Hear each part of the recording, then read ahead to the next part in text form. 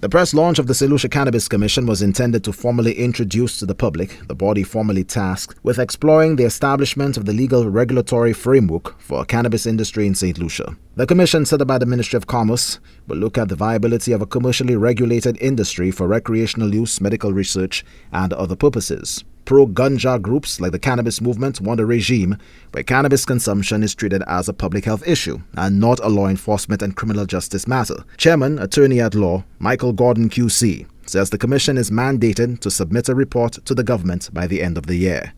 Next week, we will be starting an encirclement of the island of St. Lucia, meeting in communities to try and both give information, but perhaps more importantly, receive views from people as to the way forward.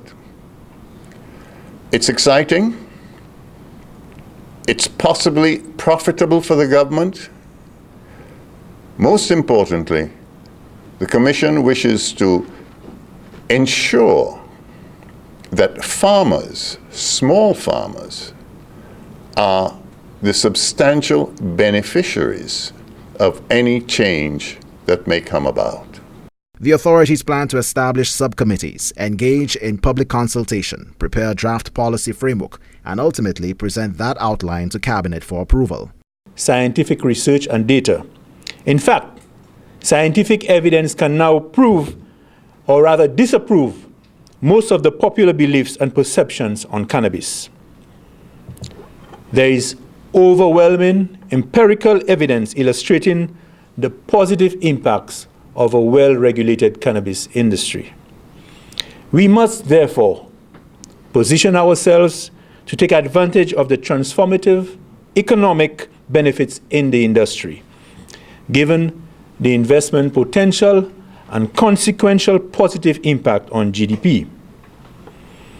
I believe that areas which may be a cause of concern can be mitigated with proper regulation and a well-crafted public education campaign. The Commission will undertake comprehensive public sensitization efforts to inform the populace. According to the body's promotional literature, fundamental areas of focus will include ensuring St. Lucians are well informed and provided with the appropriate public health campaigns for the youth to understand the risk involved in cannabis use. The overall strategy is to educate everyone, all demographics, about the Commission and its goals. Marketing and communication is emotive. It's hearts, it's minds. However, we firmly believe that you can't manage what you don't measure. So really, it begins with research, insight, sentiment, understanding how people feel about this very divisive topic. People are in great support of it. Conversely, there are persons who are adverse to it. And it's important to understand these pain points and to address them.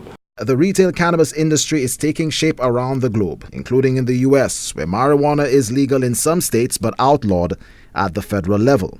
In the U.S., there were more than 211,000 full-time jobs in the legal American cannabis industry in 2018.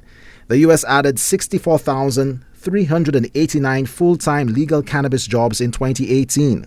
And only this week, the House Judiciary Committee in the U.S. House of Representatives approved a bill to end the federal marijuana prohibition.